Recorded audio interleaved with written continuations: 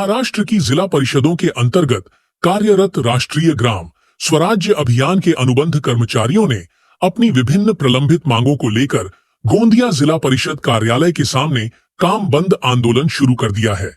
नागपुर में हुए शीतकालीन अधिवेशन के दौरान मंत्री जय कुमार गोरे द्वारा दिए गए 15 दिनों में समस्याओं का समाधान किया जाएगा। इस आश्वासन के बावजूद अब तक कोई निर्णय नहीं होने से कर्मचारियों में भारी असंतोष है। आंदोलनरत कर्मचारियों का कहना है कि उन्हें कई महीनों से मानदेय का भुगतान नहीं हुआ है।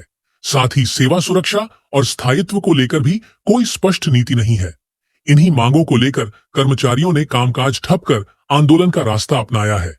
इसी बीच कांग्रेस नेता नाना पटोले ने गोंदिया जिला परिषद पहुंचकर आंदोलनरत कर्मचारियों से मुलाकात की और उनकी समस्याएं विस्तार से सुनी।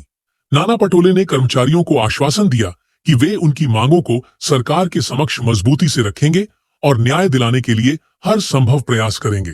फिलहाल आंदोलन जारी है और अब सबकी नजरें सरकार के अगले कदम पर टिकी हुई हैं। प्रधान सचिव पाणी पुरवठा यांच्याशी चर्चा केली आणि जे काही लक्षात आलं की केंद्र सरकार, कारण की हे सगळ्या योजना ज्या होत्या या योजना केंद्राशी संलग्नित होत्या आणि त्या आधारावर या कर्मचाऱ्यांचे पगार होत होते आणि त्याच्या आधारावर हे रेग्युलराइज आपल्याला काम पाहायला मिळत होतं। पण आता गेल्या 5 महिन्यापासून या कर्मचाऱ्यांचे पगार झाले नाहीत, त्यांना टप्प्याटप्प्याने पैसे दिले जातात। या पद्धतीची तक्रार या लोकांची आहे आणि ती वस्तुस्थिती आहे। या सगळ्यांना सेवेमध्ये समावेश करण्याच्या बाबत मॅटचा निर्णयसुद्धा आलेला आहे आणि ती मागणी घेऊन सुद्धा हे लोक बसलेले आणि त्याच्यावरची आम्ही चर्चा केली आणि मला वाटतं की या अधिवेशनामध्ये सरकारच्या समोर हे प्रश्न आम्ही मांडू आणि या सरकारला या सगळ्यांना न्याय देण्याच्या दृष्टिकोनातून सरकारने निर्णय घ्यावा ही मागणी आमची राहणार। गेल्या 20 वर्षापासून आम्ही पाणी आणि स्वच्छता विभागामध्ये कार्यरत आहोत आणि शासन काय करते आहे की सुरुवातीला आमचं जे वेतन होतं ते विभक्त करून देण्यात येत होतं आणि आता शासनाने वेतन देणंच बंद केलं आणि यासाठी या लोकांनी काय केलं आहे की बुवा कामाला गृहीत धरलेलं आहे की बुवा काम नाही तर वेतन नाही। आम्ही काम करतो आहे ग्रामीण भागामध्ये, आजही जो काही बदल तुम्हाला दिसतो आहे की गावामध्ये जे काही हागणदारी मुक्त वगैरे झालेलं आहे ते सगळ्या याच्यामध्ये आमच्या सगळ्या लोकांचा सहभाग राहिलेला आहे। दुसरी महत्त्वाची गोष्ट 5 महिन्याचे वेतन न झाल्यामुळे आता आम्ही सगळे लोक आर्थिक अडचणीमध्ये आलेलो आहोत। मुलांचे शिक्षण असतील, आईवडिलांचं आजाराचा औषधांचा खर्च असेल, बँकांचे हप्ते असेल, सगळे या ठिकाणी थकीत झालेले आहेत आणि त्याचा फटका आम्हाला बसतो आहे। एकीकडे वेतन नाही आणि दुसरीकडे मानसिक ताण, अशा या दुहेरी संकटामध्ये आम्ही आता या ठिकाणी सापडलेलो आहे। त्यामुळे आम्ही या ठिकाणात जे आंदोलन उभं केलं आहे त्या आंदोलनाचा एकमेव उद्देश असा आहे की बुवा आमचं गेल्या 5 महिन्याचं जे वेतन आहे ते वेतन देण्यात यावं, वेतनासाठी विशेष तरतूद करावी आणि आमचे वेतन कधीही थांबवू नये या संदर्भामध्ये उपाययोजना करावीत। मॅटमध्ये आम्ही जो काही केस दाखल केलेला आहे तर त्या केसच्या अनुषंगाने आम्हा सगळ्या लोकांना, म्हणजे आता जी आमची वय झालेली आहे ती आम्ही एजबार झालेलो आहे, मग अशा परिस्थितीमध्ये आम्ही दुसऱ्या ठिकाणी काम करू शकत नाही आणि पाणी आणि स्वच्छता हा निकडीचा विषय आहे। त्यामुळे आम्हा सर्व लोकांना या ठिकाणी कायम करण्यात यावं।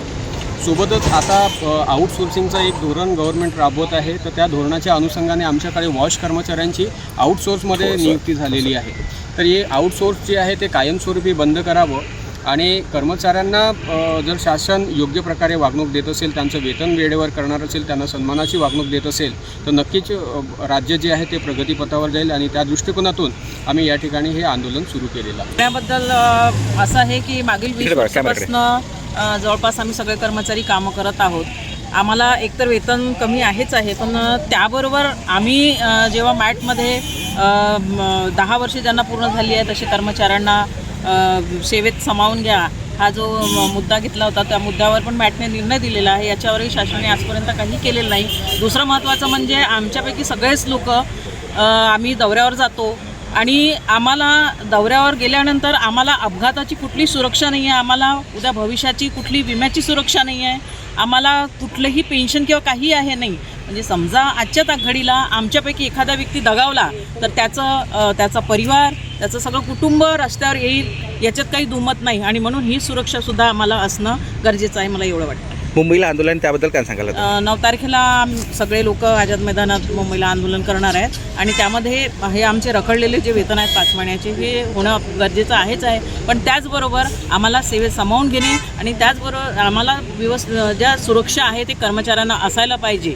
गव्हर्नमेंट कर्मचाऱ्यांना ज्या सुरक्षा आहेत तर त्या सगळ्या सुरक्षा आम्हाला भेटाव्यात याकरता आमचे सगळ्यांचं आंदोलन आहे.